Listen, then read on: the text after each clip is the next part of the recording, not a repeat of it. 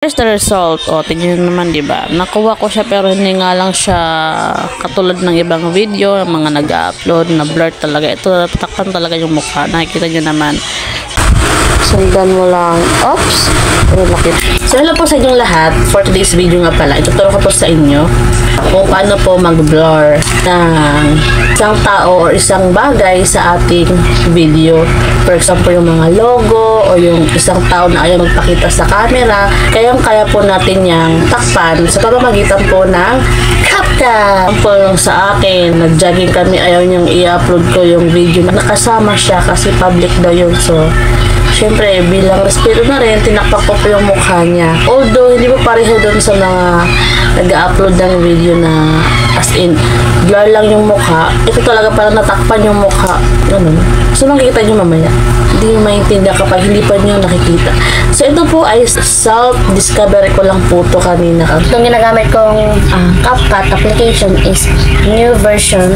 So, ngayon is Tuesday, April 22, 2025. Ngayon, nandito po tayo sa ating screen. Lang po natin ang ating CapCut. Ito yung CapCut ko is lang 2025 dated na po to. Pero yun nga, may pro features. So, hindi po natin siya kayang bayaran. So, kahit pa paano, maribe naman dito. Click lang po natin yung new project. Yun lang po yung video na gusto ko lagyan ng blur. Ito po siya. Click natin yung add. Add mo na yan. Sa kasamaang palad, hindi po siya rotate. So, ganyan lang talaga siya. Baliin lang natin. Ito na lang gawin natin. Lipat natin yung aspects. Ito o yung gagawin ko lang po, tap lang po natin itong video. Tapos hanapin po ang duplicate. Duplicate at copy, pareha lang po yan. Ito po yung duplicate. So, you can duplicate. Tapos ito makikita nyo, meron na siyang duplicate. Ngayon, balik tayo dito sa unahan. Tapos ang gagawin natin, tap lang po natin itong ulit video na to. Ganun. Tapos, hanapin lang po ang itong overlay. Ito lang po yung overlay. Ayan. So, yung video kanina na naka-duplicate ay eto na siya sa baba. Nasa baba na siya.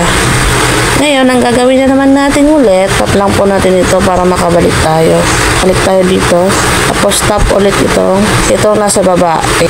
Tap nyo lang po yan. Tapos, hanapin po ang click nyo lang po or itap nyo lang po yan.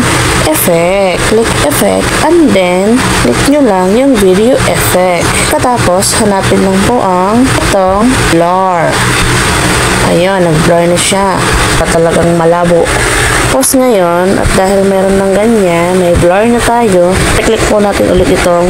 Tapos hanapin po natin ang itong mask. Tap lang po yung mask at hanapin lang po itong circle. Tap nyo lang po itong video ulit sa ibaba. Tapos, yusin nyo po. Ito may adjust Nakita nyo po ba to? Yung mga nasa gilid. I-resize po natin siya ngayon. Kasi, malaki kasi yung mukha mo this. Wala kang timawa. Kaya gagawin naman natin, pagkatapos pala natin mag-resize, gagawin naman natin is, itatap lang po natin ito ng ganun.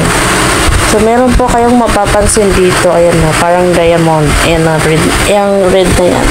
Gagawin nyo ulit ngayon. Itong si blur, i-hold nyo po. Tapos, magsasabay kayo dito. Long press hold.